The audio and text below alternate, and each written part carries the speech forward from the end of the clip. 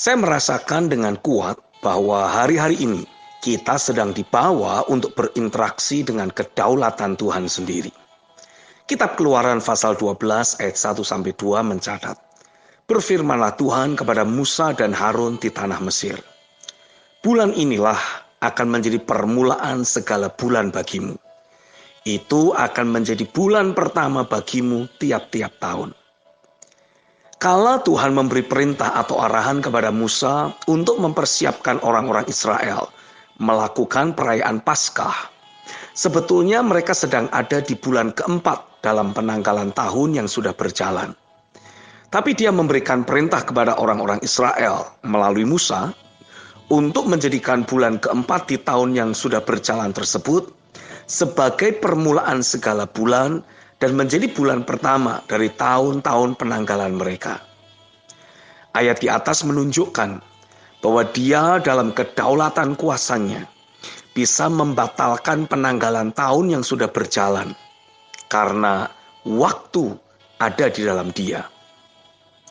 Ayat di atas juga menegaskan bahwa dalam kedaulatan kuasanya ia berhak dan berkuasa untuk membatalkan semua rencana atau rancangan jahat yang dimiliki musuh yang berjuang untuk membunuh, membinasakan umat pilihan. Melalui arahan yang Tuhan berikan kepada umat pilihan, meski wabah dan tulah sedang melintasi seluruh tanah Mesir, dan tanah Goshen sebagai lokasi tempat tinggal bangsa Israel adalah merupakan bagian dari Mesir juga.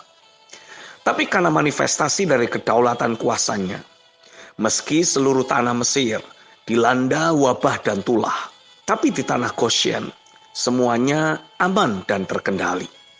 Saya merasa Roh Kudus memberikan suatu message untuk kita semua. Dia berkata, pastikanlah sebagai umat pilihan, engkau selalu menyendengkan telingamu hanya kepadaku.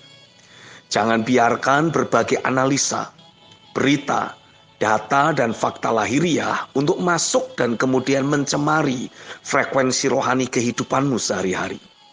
Tuhan berkata lebih lanjut, pastikan engkau terus merendam pikiran, hati, dan seluruh aspek kehidupanmu di dalam firman-Ku. Di saat musuh datang menyerbu seperti air bah, satu-satunya cara untuk engkau menaklukkan semua pekerjaan musuh tersebut hanyalah dengan engkau mengangkat tinggi standar kehidupanmu di dalam Aku. Yesaya 59 ayat yang ke-19 dalam terjemahan New King James Version.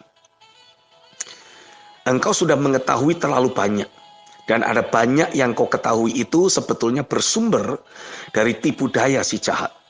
Itu sebabnya engkau jadi sedemikian ketakutan, panik, dan jadi merasa tidak berdaya. Tuhan berkata, dengarkanlah Aku, dan engkau akan hidup. Inilah saatnya engkau betul-betul mengarahkan telinga dan mata rohanimu untuk hanya tertuju kepada Aku, kata Tuhan. Dengar dan perhatikanlah firman-Ku.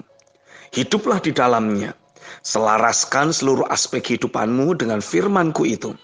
Dan kau akan menikmati semua yang terbaik yang sudah Aku sediakan bagimu untuk masa-masa ini. Kitab Yesaya pasal 55 ayat 2-3 mencatat, mengapakah kamu belanjakan uang untuk sesuatu yang bukan roti, dan upah jerih payahmu untuk sesuatu yang tidak mengenyangkan? Dengarkanlah Aku, maka kamu akan memakan yang baik, dan kamu akan menikmati sajian yang paling lezat. Sendengkanlah telingamu, dan datanglah kepadaku. Dengarkanlah, maka kamu akan hidup. Aku hendak mengikat perjanjian abadi dengan kamu, menurut kasih setia yang teguh yang kujanjikan kepada Daud.